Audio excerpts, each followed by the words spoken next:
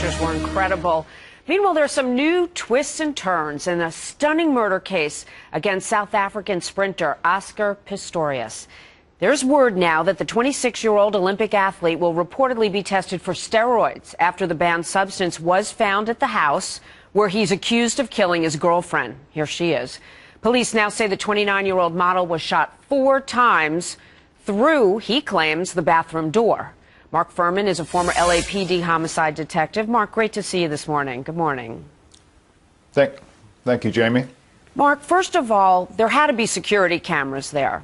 And so say there's video that shows exactly what happens. What can you read into that to tell whether or not he thought it was a prowler or he knew his girlfriend was in there? Well, Jamie, I mean, just on face value, and we're not there, look at this. You have a very affluent neighborhood, a very rich resident that has admittedly security systems. He claims a burglar came in. There's no forced entry, and I suspect that there's no evidence of anybody outside the residence coming in on the security system. Then he claims he startles a burglar, and the burglar hides in the bathroom. I've got some bad news for the suspect in this case. Burglars don't hide in the bathroom. When they're startled, they get out of the house, and then he shoots through the door. It's ludicrous at best. And also, when you look at the evidence in the case, and we know that she was shot many times, there was also a bloodied cricket stick. So the question is, how badly was she injured? Is it relevant when he called for help or didn't? Well, it's very relevant. Now, you can call for help, and it's going to be very hard to bracket when the incident occurred and when he called for help. I mean, it could have been immediately, or it could have been 15, 20 minutes later, because she was pronounced dead at the scene. So you look at the bloody cricket bat. She also had a fractured skull. So let's just go back and try to pace ourselves through this incident. 2 or 3 hours before the police arrived, domestic disturbance. Everybody's drinking.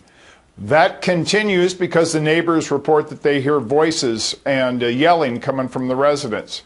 Then there's shots.